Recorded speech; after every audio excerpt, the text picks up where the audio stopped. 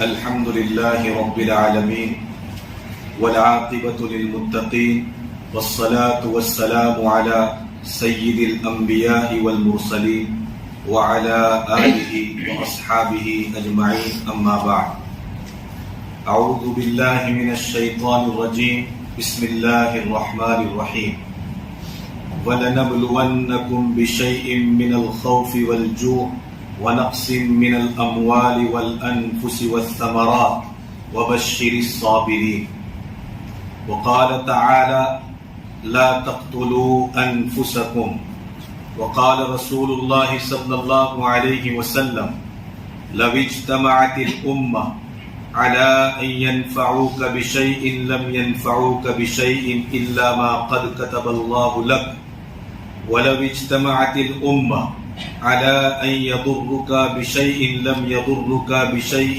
إلا ما قد كتب الله عليك أو كما قال عليه الصلاة والتسليم. محترم حضرات،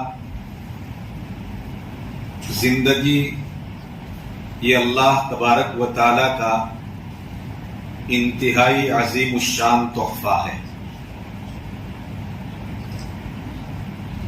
انسان کی زندگی میں اس کی زندگی اور حیات ہی ایک ایسی نعمت ہے کہ جس نعمت کا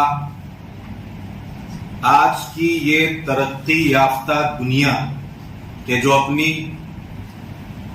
ترقی کی راہ پر چاند تک پہنچ گئی مگر انسان کی روح تک آج تک نہیں پہنچ سکی ہے.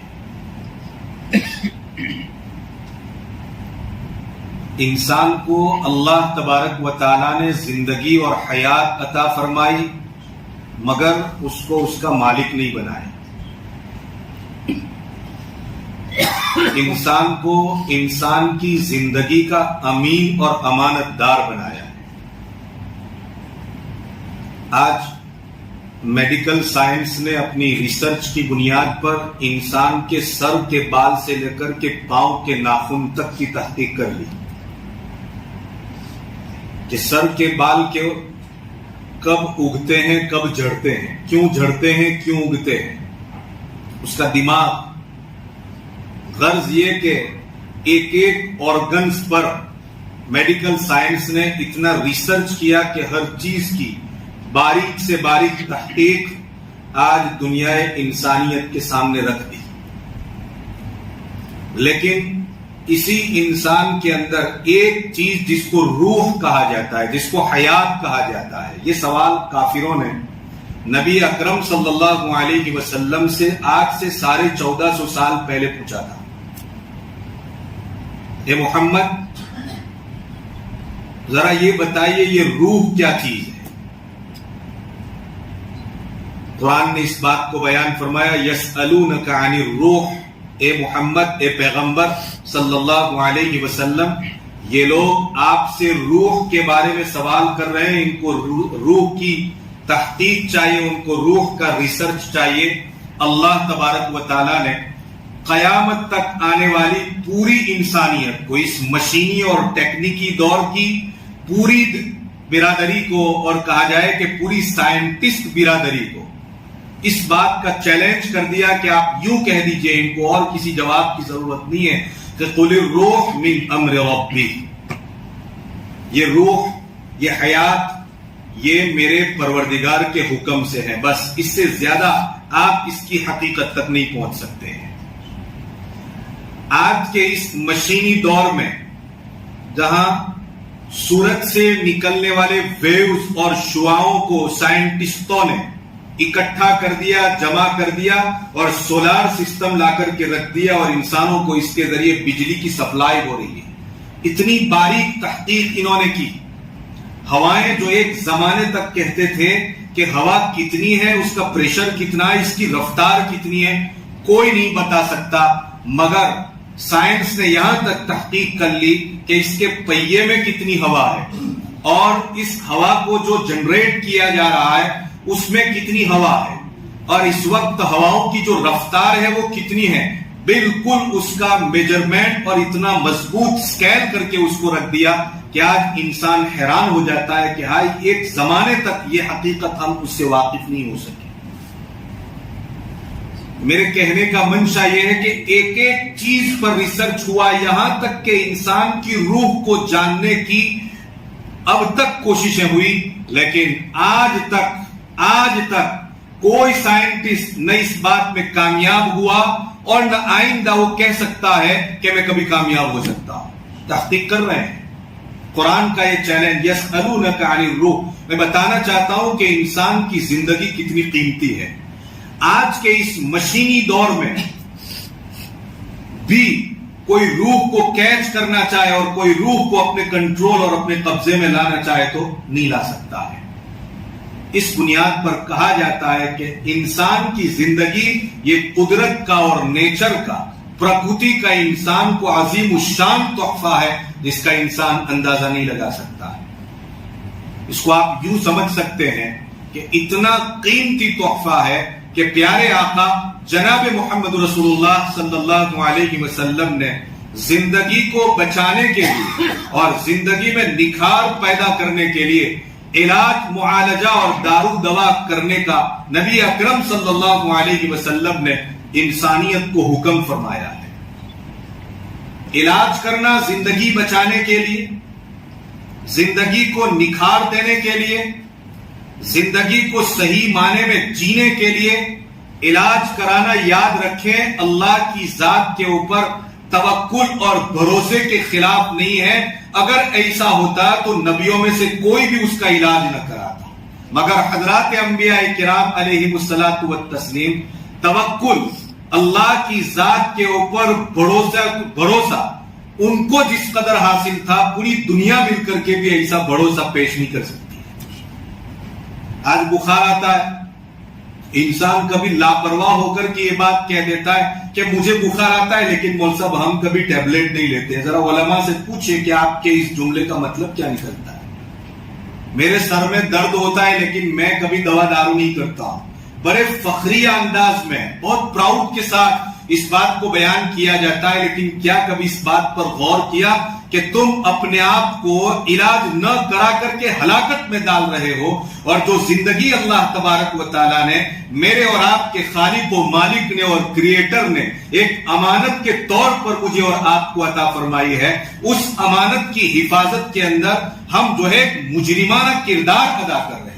ہمارا ایک کریمنل رول ہے اس معاملے کے اندر کہ اللہ تبارک و تعالیٰ نے یہ طاقت دی کہ ہم اپنی صحت کی حفاظت کریں، اپنی زندگی کی حفاظت کریں، اور ہم اس سلسلے کے اندر ایک دم سے لاپرواہ ہو جاتے ہیں اور ہم اس کا علاج نہ کرتے ہوئے اس زندگی کو ہلاکت کے اندر ڈال رہے ہیں. قرآن نے اس بات کو بیان فرمایا وَلَا تُلْقُوا بِأَيْدِيكُمْ إِلَى التَّهْلُكَةِ.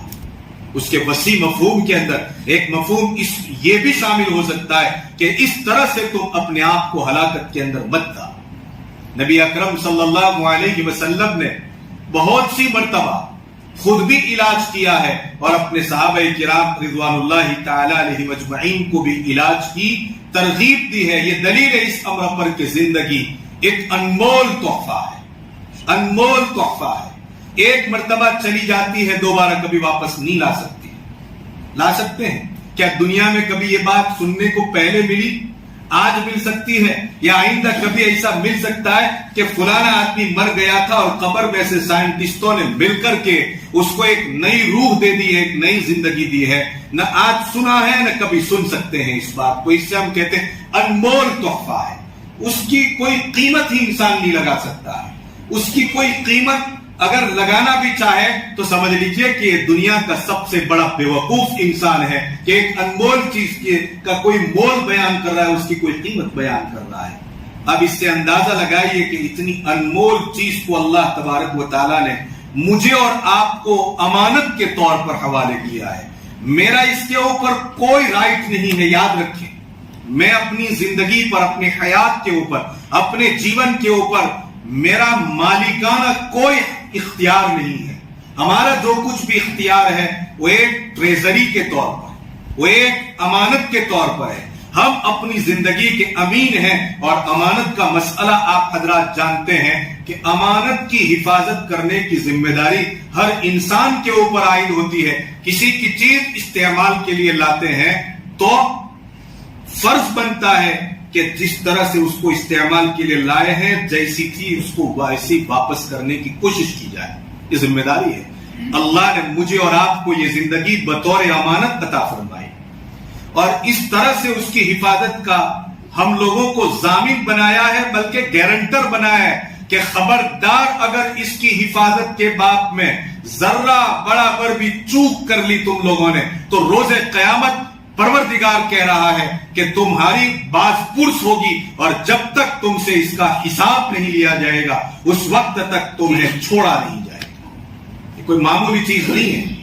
آج ایک تھوڑا سا پریشر انسان کے اوپر آتا ہے اور اس پریشر کو برداشت نہیں کرتا ہے، ٹیکل نہیں کر پا رہا ہے، اور آخر کار وہی زندگی جو ایک امانت کے طور پر میرے اور آپ کے پاس ہے، انسان اسی زندگی سے ہاتھ کھو بیٹھتا ہے، اور اس کو پتہ ہی نہیں ہے کہ میرے سماجی اعتبار سے کتنے نقصان ہوئے، اخلاقی اعتبار سے اس عمل کی بنیاد پر کتنا بڑا نقصان ہو رہا ہے۔ اس کو یہ بات معلوم نہیں ہے کہ ایمانی اعتبار سے میرا کتنا بڑا نقصان ہو رہا ہے، اسلامی اعتبار سے میرا کتنا بڑا نقصان ہو رہا ہے۔ انسانوں سمجھو، اور خاص طور پر مسلمانوں یاد رکھیں اس بات کو کہ مسلمان اور ایمان والا اور اسلام والا اللہ کی ذات کے اوپر پورا توکل کرتا ہے، اور اس کے توکل کا اور اس کے بھروسے کا تقاضا یہ ہے کہ حالات چاہے کتنے ہی سنگین کیوں نہ ہو جائیں، پریشر کتنا ہی باہر سے یا اندر سے بلڈ کیوں نہ کیا جائے میرے اوپر، مگر اس کے باوجود بھی میں اپنی زندگی کے باب میں کسی طرح کا کمپرومائز نہیں کر سکتا ہوں۔ اس باب میں نو کمپرومائز اور کسی طرح کے سمجھوتے اور مصالحت کی تھیوری کے اوپر عمل کرنا، یہ اللہ تبارک و تعالیٰ کی دی ہوئی امانت کے اندر خیانت کرنا ہے، کسی بھی صورت کے اندر برداشت نہیں کر سکتے۔ آج کل ہم دیکھتے ہیں خودکشی کا بڑھتا ہوا رجحان۔ میں آپ کے سامنے چند اعداد اور شمار، چند آنکڑے آپ کے سامنے پیش کروں۔ ورلڈ ہیلتھ آرگنائزیشن WHO جس کو ہم لوگ کہتے ہیں، ان کے بیان کے مطابق اور ان کے ریکارڈ کے مطابق ہر سال پوری دنیا میں 10 لاکھ لوگ خودکشی کرتے ہیں۔ ہر سال پوری دنیا میں 10 لاکھ لوگ خودکشی کرتے ہیں۔ 1 لاکھ کی ایوریج سے اگر اس کے پرسنٹیج نکالے جائیں تو 16% لوگ خودکشی کرتے ہیں۔ اب اگر اس کا حساب لگایا جائے تو دنیا میں ہر 40 سیکنڈ کے اوپر ایک انسان خودکشی کر رہا ہے، ہر 40 سیکنڈ کے اوپر ایک انسان خودکشی کر رہا ہے۔ اب ہم کچھ آگے بڑھ کر کے اس بات کو سمجھنے کی کوشش کریں۔ مغربی ممالک جس کو یورپ کنٹریز کہا جاتا ہے، وہاں پر آج کل پچھلے کئی سالوں سے ایک اصول بنا دیا گیا کہ اگر کوئی انسان کسی بیماری کی بنیاد کے اوپر یا ناقابل برداشت پریشر کی بنیاد کے اوپر اپنے آپ کو قتل کرنا چاہے اور کوئی زہریلا انجیکشن لینا چاہے یا ہاسپٹل میں جا کر کے کسی ڈاکٹر کے ذریعے سائن کر کے پیپر تیار کر کے اپنے آپ کو موت کے گھاٹ اتارنا چاہے تو اس کو انہوں نے ایک بہت ہی پیارا نام دیا ہے، جو لگتا ہے بڑا پیارا نام، لیکن حقیقت میں یہ اللہ کی نیچر کے ساتھ، پرکرتی کے ساتھ ایک زبردست بغاوت کے مترادف ہے، بلکہ بغاوت ہے، میں یہ کہتا ہوں، لکھا ہے قتل بجذبہ رحم۔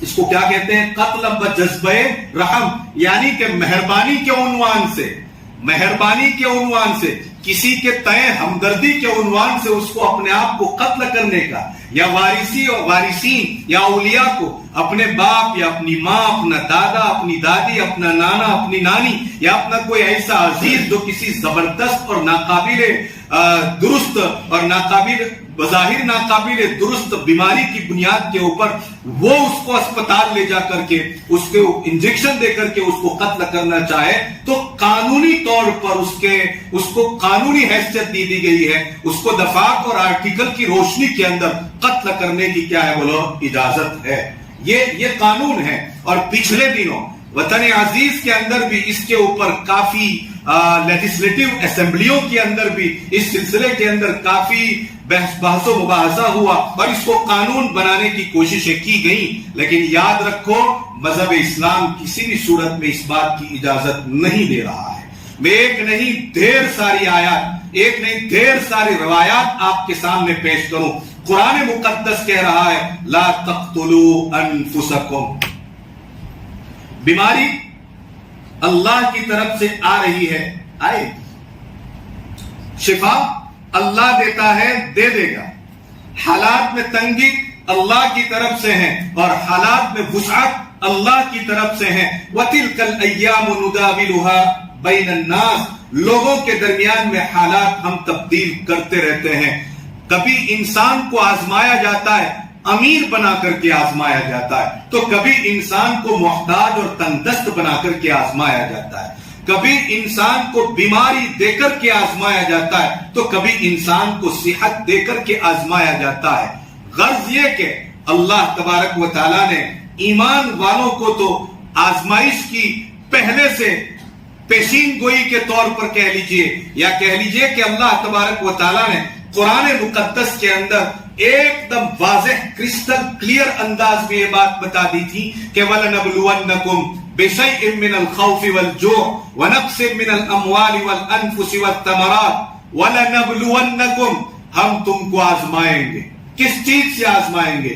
مالدار بنا کر کے بھی آزمائیں گے، غریب بنا کر کے بھی تم کو آزمائیں گے، صحت دے کر کے بھی آزمائیں گے اور بیماری دے کر کے بھی آزمائیں گے، تکلیف اور مصیبتیں دے کر کے بھی آزمائیں گے، راحت اور آسانیاں دے کر کے بھی آزمائیں گے۔ میرے بزرگوں اور میرے جوانوں یاد رکھو، روزانہ سورج جو ہے طلوع ہوتا ہے اور روزانہ غروب ہوتا ہے۔ غروب ہونے والا سورج غروب ہوتے ہوتے اس بات کی مجھے اور آپ کو گارنٹی دے کر کے جا رہا ہے کہ آج میرے مغرب کے وقت میں غروب ہو رہا ہوں، لیکن تھوڑا انتظار کرنا، میں کل دوبارہ روشن ہو جاؤں گا۔ روشن ہونے والا سورج ہر روز اس بات کی گواہی دے کر کے جا رہا ہے کہ آج میں اپنی آن شان اور بان کے ساتھ طلوع ہو رہا ہوں، لیکن ایک وقت شام ڈھلتے ڈھلتے ایسا آ جائے گا کہ میں پھر غروب ہو جاؤں گا۔ یہ سورج کا نکلنا اور سورج کا غروب ہونا انسانیت کے لیے ایک بہت بڑا لیسن ہے کہ حالات سے گھبرانے کی ضرورت نہیں ہے۔ آج اگر بیمار ہے کل ضرور شفا ملے گی، آج اگر غریب ہے کل ضرور اللہ تبارک و تعالی حالات میں تبدیلی پیدا کرے گا۔ کیا پیارے آقا جناب محمد رسول اللہ صلی اللہ علیہ وسلم کی مکی دور کا مجھے اور آپ کو پتا نہیں کہ آپ علیہ الصلوۃ والسلام نے کون کون سے پریشر کو برداشت کیا؟ کیا آپ علیہ الصلوۃ والسلام نے شیاب ابی طالب کا وہ پریشر برداشت نہیں کیا کہ جہاں خاندان قریش میں سے خاندان بنو ہاشم اور خاندان بنو عبد المطلب کے ساتھ نبی اکرم صلی اللہ علیہ وسلم کو اور آپ کے خاندان کے چند افراد کو شیاب ابی طالب میں اس طرح بند کر کے رکھ دیا تھا کہ پورا اکنامک سینکشن لگا دیا گیا تھا، ایک دانہ بھی وہاں پر پہنچنے دینے کے لیے قریش تیار نہیں تھے، ایک پانی کا قطرہ وہاں پر پہنچنے دینے کے لیے تیار نہیں تھے۔ کتنا پریشر بلڈ اپ کیا گیا تھا پیارے آقا جناب محمد رسول اللہ صلی اللہ علیہ وسلم پر، لیکن آپ علیہ الصلوۃ والسلام 3-4 سال تک شیاب ابی طالب کے اندر پورا اکنامک اور آرتھک سنکٹ کو برداشت کرتے ہیں، مگر نو کمپرومائز تھیوری کے اوپر کہ اس سلسلے کے اندر کسی طرح کا کمپرومائز نہیں کیا جائے گا۔ میرے لیے تو رول ماڈل کوئی اور نہیں ہے، میرے لیے قتل بجذبہ رحم کا قانون بنانے والا یورپ رول ماڈل نہیں بن سکتا۔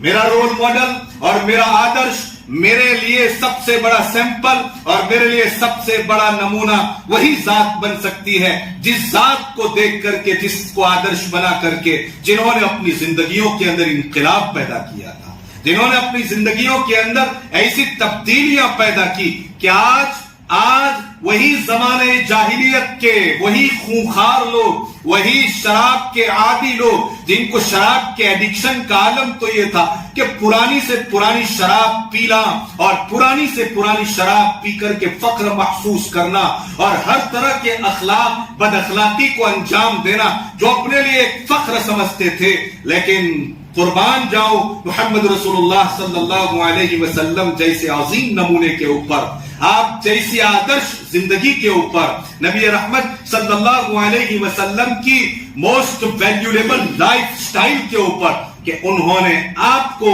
اپنا آئیڈیل بنایا اور دنیا انسانیت کے لیے ایک ایک نمونہ بن کر کے دنیا سے گئے۔ اصحابی کالنجوم، پیارے آقا نے فرمایا میرے صحابہ ستاروں کے مانند ہیں، ستاروں سے جس طرح سے روشنیاں حاصل کی جاتی ہے، رہنمائیاں حاصل کی جاتی ہے، نبی رحمت صلی اللہ علیہ وسلم کا تیار کردہ ایک ایک صحابی اگر اٹھا کر کے دیکھیں اور پوری دنیا اگر ان میں سے کسی ایک کو بھی اپنا آئیڈیل بنا لے تو وہ اپنی دنیا بھی بنا کر کے جائیں گے اور آخرت بھی بنا کر کے جائیں گے۔ میرے لیے رول ماڈل یہ ہے کہ نبی رحمت صلی اللہ علیہ وسلم نے کتنا پریشر برداشت کیا آپ کے کہنے پر اور آپ کی شریعت کے اوپر۔ بلال نے کتنا پریشر برداشت کیا بتائیں۔ حضرت بلال رضی اللہ تعالیٰ عنہ امیہ کی مار برداشت کرتے ہیں لیکن نو کمپرومائز تھیوری کہ میں اپنا ایمان نہیں چھوڑ سکتا ہوں۔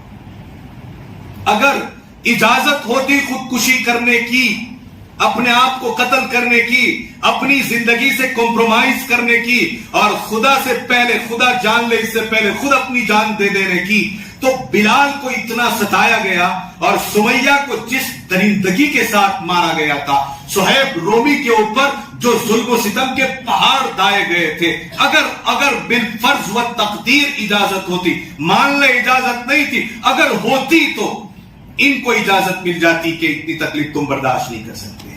آج کیا اتنا پریشر تو میرے اور آپ کے اوپر نہیں آ رہا ہے؟ آرتھک پریشر آتا ہے، سماج کی تربیت کرنے کی ضرورت ہے، ساس اور بہو کے مسائل کا سب سے بڑا پریشر ہوتا ہے، ہمیں اپنے سماج کی تربیت کرنے کی ضرورت ہے۔ ہم سوشل زندگی گزار رہے ہیں، مگر معاف کیجئے بہت بڑے بڑے لوگ میرے سامنے آپ بیٹھے ہوئے ہیں، میں بہت ہی باادب انداز میں آپ سے یہ بات کہنا چاہتا ہوں، سوشل لائف گزار رہے ہیں لیکن ہمارے پاس سوشل لائف گزارنے کے کوئی اصول ہی نہیں ہے، کوئی اصول نہیں ہے، کوئی پرنسپلز نہیں ہمارے پاس، کوئی قانون نہیں ہمارے پاس، زندگی بس گزر رہی ہے جس طرح سے گزر رہی ہے۔ نتیجہ یہ نکلتا ہے کہ ساس اور بہو کے مسائل، نتیجہ یہ نکلتا ہے کہ شوہر اور بیوی کے مسائل، نتیجہ یہ نکلتا ہے کہ بھائی اور بہنوں کے مسائل، نتیجہ یہ نکلتا ہے کہ چچا اور ان کے بھائیوں کے درمیان کے مسائل، بھتیجوں کے مسائل۔ پھر کیا ہوتا ہے؟ پھر کوئی راستہ نظر نہیں آتا ہے اس کنڈیشن سے نکلنے کا، اس کرائسس کو ختم کرنے کا کوئی راستہ جب نظر نہیں آتا ہے ظاہری اعتبار سے، تو انسان وہی ایک راستہ اختیار کر لیا کرتا ہے۔ وجہ کیا ہے؟ کس نے یہ مجرمانہ کردار ادا کیا؟ ہم کوئی اس طرح کا واقعہ جب پیش آتا ہے تو سماج اور سوسائٹی میں ٹاک آف دی ٹاؤن واقعہ، لیکن کیا پتا کہ وہ کس بنیاد کے اوپر ڈپریشن کے اندر چلا گیا تھا۔ یاد رکھو ایک بات میں آپ سے یہاں یہ بھی بات کہہ کر کے جانا چاہتا ہوں، ہر خودکشی کے پیچھے انسان کی رضامندی نہیں ہوا کرتی ہے۔ کبھی خودکشی انسان ڈپریشن کی بنیاد کے اوپر کرتا ہے، کبھی خودکشی انسان اینزائٹی کی بنیاد کے اوپر کرتا ہے۔ ڈپریشن اور اینزائٹی سے نکلنے کا جب انسان کو کوئی راستہ نہیں ملتا ہے، اس کا کوئی وہاں پر کہا جائے کہ اس کو سمجھانے والا کوئی نہیں ملتا ہے، اس کے مسئلے کو حل کرنے والا کوئی نہیں ملتا ہے، 1 مہینہ 2 مہینہ 4 مہینے 6 مہینے سال 2 سال 3 سال، آخر کار ڈپریشن اینزائٹی کا یہ جو ڈیزیز ہے وہ انسان کے دماغ کے اوپر ایسا سوار ہوتا ہے کہ خود انسان کا اپنے اوپر کوئی کنٹرول نہیں رہتا ہے، کوئی کنٹرول نہیں رہتا ہے۔ اس لیے سماج کے ایسے افراد کی کاؤنسلنگ کی ضرورت ہے، جا کر کے بیٹھیں اور گھروں میں پتہ لگائیں کہ کیا مسائل ہیں۔ اگرچہ کوئی آپ کے پاس آ کر کے نہیں بتائے گا، لیکن اگر پتہ چلے تو بڑے پیار سے نبی رحمت صلی اللہ علیہ وسلم فرماتے ہیں الدین النصیحہ، دین تو نام ہے خیر خواہی کا۔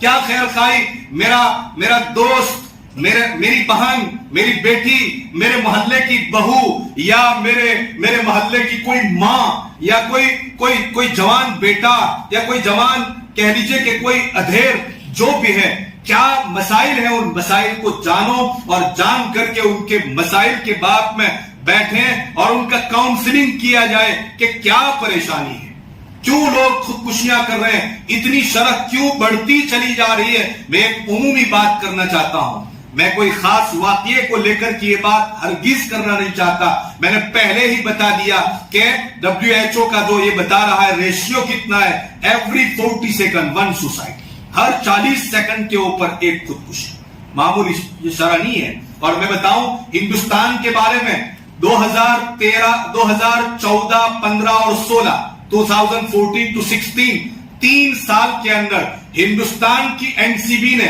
نیشنل کرائم بیورو نے جو رجسٹرڈ کی ہے خودکشیاں صرف ایک امر کی بنیاد کے اوپر، اور وہ ہے جہیز کی بنیاد کے اوپر، صرف جہیز کی بنیاد کے اوپر لکھا ہے 30,000 خودکشیوں کا رجسٹریشن ہوا ہے۔ 30,000 خودکشی اس ہندوستان کے اندر صرف کس بنیاد کے اوپر؟ جہیز کی بنیاد پر۔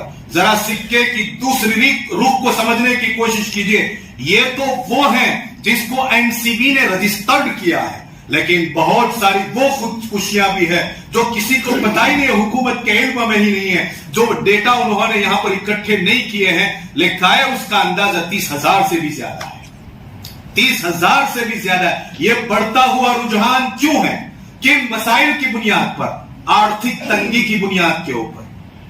مسلمانوں، میرے اور آپ کے پاس کسی کی آرتھک تنگی کو دور کرنے کا وہ سسٹم ہے کہ دنیا کی پارلیمنٹ میں بیٹھ کر کے لیجسلیٹو اسمبلیوں نے بھی اپنا کوئی ایسا لیجسلیشن اور قانون نہیں بنایا جو کسی ملک کی غربت کو اس طرح سے ختم کر سکے جو مسلمان کے زکات کے سسٹم سے کسی کی غربت کو ختم کیا جا سکتا ہے۔ دنیا میں آج تک ایسا سسٹم پیش نہیں کیا ہے۔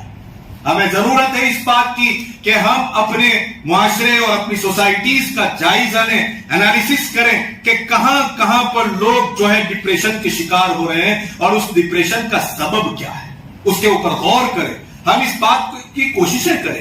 مسائل ہے گھروں کے اندر، ساس اور بہو کے انگنت مسائل ہیں، وہی پرانا سماج جو 50 60 70 80 90 سال پہلے پڑوس قوم میں رہنے کی بنیاد کے اوپر کہ گھر میں آنے والی بہو بس وہ بہو بن کر کے آئی ہے، لیکن وہ ساس بھول جاتی ہے کہ یہ تیری بہو ہے لیکن یہ کسی کی تو بہنا ہے، وہ بھول جاتی ہے یہ کسی کے جگر کا ٹکڑا ہے، وہ بھول جاتی ہے یہ کسی کی بیٹی ہے، پتہ نہیں اس کے ماں باپ نے اس کو کتنا لاڈ اور کتنا پیار سے پالا تھا، اور کتنی امنگوں کے بعد 20 22 سال کی بیٹی کو تیرے حوالے ہمیشہ کے لیے کر دیا۔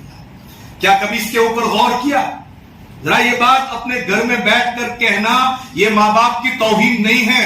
میں آج کل کے جوان بیٹوں سے کہتا ہوں اپنے ماں باپ کو بڑے پیار اور محبت کے ساتھ یہ بات سمجھائیں کہ ماں یہ میری بیوی ہے اور یہ آپ کی بہو ہے، لیکن کسی باپ کی یہ بیٹی ہے، یہ کسی بھائی کی وہ بہن ہے کہ جس بھائی نے اس کی نگرانی اور اس کی حفاظت کے لیے اپنی زندگی کے قیمتی لمحات کو داؤ پر لگایا ہے، تب جا کر کے پوری عفیفہ بنا کر کے پاک دامن بنا کر کے میرے گھر کے اوپر اس کو پہنچایا ہے۔ اور اگر وہ آنے والی بھی کچھ اس طرح کے اخلاقی اعتبار سے اس کے اندر بگاڑ ہے تو یاد رکھے شوہر کی یہ ذمہ داری ہے کہ اس کی اخلاقی کرائسس کے اوپر نگرانی رکھ کر کے اس کو بہترین سے بہترین اخلاق دینے کی کوشش کرے۔ یہ شوہروں کی ذمہ داری ہے۔ یہ وہ چیزیں ہیں جو اسلام کے ایک مربوط، مضبوط اور اسٹرانگ سسٹم کے ساتھ جڑی ہوئی چیزیں ہیں، لیکن بڑے افسوس کے ساتھ یہ بات کہنی پڑ رہی ہے کہ آج کا جوان موبائل میں ایسا گم ہو گیا اور اپنے چند ایڈکشنز کو پورا کرنے میں ایسا لٹ پٹ ہو چکا ہے کہ اسے پتہ ہی نہیں کہ سویلائزیشن کیا چیز ہے، سماجی زندگی کیا چیز ہے، وہ جانتا ہی نہیں ہے، وہ سمجھنے کی کوشش ہی نہیں کر رہا ہے۔ ہائی قربان جاؤں محمد رسول اللہ صلی اللہ علیہ وسلم کی پیاری زندگی پر، آپ کے فرمان کے اوپر کہ آپ علیہ الصلوۃ والسلام نے کیا بہترین زندگی گزارنے کے اصول عطا فرمائے ہیں، کیا اصول عطا فرمائے ہیں۔ ہم جس پڑوس قوم سے، ہماری پڑوس کی قوم سے جو ہم کنورٹ ہوتے چلے جا رہے ہیں، تہذیبی اعتبار سے، ذہنی اعتبار سے، آج ہم یہاں مسجد میں بیٹھے ہوئے ہیں، معاف کریں مجھے، میں پھر کہتا ہوں ہم مسجد میں بیٹھے ہوئے ہیں، لیکن ہماری تہذیب، ہمارا کلچر، ہماری سنسکرتی، ہمارا ذہن، ہمارا دماغ پتہ نہیں ہم کہاں چھوڑ کر کے چلے آئے ہیں. ہم تو بہت دور نکل چکے ہیں. اب جناب ایک ایسی سوسائٹی جس کو پوتر سوسائٹی کہا جاتا ہے, سوسائٹی بولتا ہوں تو یہ بروچ کی سوسائٹی یعنی ایک سماج کی بات میں کر رہا ہوں, ایک ایسی سوسائٹی اور ایک ایسا سماج کہ جس سوسائٹی اور سماج کے پاس اتنے مورل ویلیوز ہیں, اتنی اخلاقی قدریں ہیں کہ آپ اندازہ نہیں لگا سکتے. جتنا مورل ویلیوز مسلم سوسائٹی کے پاس ہے, اسلامی سماج کے پاس ہے, اتنے مورل ویلیوز اور اتنی اخلاقی قدریں کسی اور سماج کے پاس نہیں ہو سکتی ہے. لیکن کبھی غور کیا, کیا معلوم کرنے کی کوشش کی, کیا ایسا نہیں لگتا ہے کہ ہم نے ایک کریمنل رول ادا کیا ہے اس بات کے اندر؟ ایسا لگتا ہے کہ نہیں لگتا؟ کیونکہ ہم نے جاننے کی کوشش ہی نہیں کی ہے. نتیجہ یہ نکلتا ہے کہ ان مسائل کی بنیاد پر, اقتصاد اور اکنامک کرائسس کی بنیاد کے اوپر, گھر کے مسائل کی بنیاد کے اوپر, پھر یہ ہوتا ہے کہ سماج میں قرض, اتنا قرض کے اندر انسان دبتا چلا گیا اور سماج کے لوگوں کی طرف سے اس کی وصولیابی, جس کو ہم لوگ کہتے ہیں پٹھانی وصولی, اور تیری پٹھانی وصولی ہے, لیکن ذرا محمد رسول اللہ صلی اللہ علیہ وسلم سے پوچھ تو صحیح کہ اس وصولیابی کی تجھے اجازت ہے؟ اب کہ ہمارے پیسے نہیں دیتا ہے تو ہم کہتے ہیں جناب دیے ہی کیوں تھے. پھر اس کے اندر دونوں باتیں ہوتی ہیں کہ آپ دے رہے ہیں تو واپس بھی آئیں گے اور بہت ممکن ہے کہ آپ کو واپس نہ ملے. آپ اتنا پریشر بلڈ نہ کریں اس کے اوپر کہ وہ اپنی جان جو ہے گنوا بیٹھے. یہ کوشش, یہ اسلامی سماج کی میں بات کر رہا ہوں, عقل کو تھوڑی دیر کے لیے اسلام کے ساتھ جوڑ کر کے سمجھنے کی کوشش کریں. اتنا آپ اس کو مت دبائیں اور اس کو اتنا پریشر نہ ڈالیں کہ انسان جو ہے اپنی جان کھو بیٹھے. اس لیے میرے پیارو, وَلَنَبْلُوَنَّكُمْ بِشَيْءٍ مِّنَ الْخَوْفِ وَالْجُوعِ وَنَقْصٍ مِّنَ الْأَمْوَالِ وَالْأَنفُسِ وَالثَّمَرَاتِ. قرآن نے 1450 سال پہلے اس بات کا اعلان کر دیا, یہ تنگیاں آئے گی, کھیتیوں میں نقصان ہوگا, کاروبار خسارے کا شکار ہو جائے گا, اور اس طرح بہت ساری وہ چیزیں جس کے اوپر تمہاری زندگی کا دار و بدار ہے تم سے چھین لی جائے گی. لیکن تمہارا کردار کیا ہونا چاہیے؟ وَبَشِّرِ الصَّابِرِينَ, صبر سے کام لینا, ہمت سے کام لینا. خودکشی ایک بزدلی ہے, کائرتا ہے. انسان تو ہمیشہ, اور خاص طور پر مومن, اس کا تو بھروسہ ہی کس کے اوپر ہوتا ہے؟ اللہ کی ذات کے اوپر ہوتا ہے. ربی اللہ, میرا رب کون ہے؟ اللہ ہے. حضرت موسیٰ علیہ السلام, فرعون پیچھے ہیں لشکر کے ساتھ, موسیٰ اپنے چند لوگوں کے ساتھ آگے ہیں علیہ السلام, اور عین وہاں پر جب سمندر آ رہا ہے, حضرت موسیٰ علیہ السلام کے حواری کہتے ہیں آئی انا لمدرکون, ہم تو پکڑے گئے, اب یہ ہم کو پکڑ کر کھا جائیں گے. چونکہ فرعون قسم کے عذاب دیا کرتا تھا. دیکھیے اللہ کی ذات کے اوپر بھروسہ, ہمت, جوامردی اور جرأت کا عالم کیا تھا. حضرت موسیٰ علیہ السلام نے کہہ دیا ان معی ربی سیہدین, ان معی ربی سیہدین, میرے ساتھ میرا پروردگار ہے, میرے ساتھ میرا پروردگار ہے. حالات چاہے کتنے ہی خطرناک کیوں ہو جائیں, لیکن اس بات کو کبھی بھی اپنے دماغ سے مت نکالنا کہ میرے ساتھ میرا پروردگار ہے.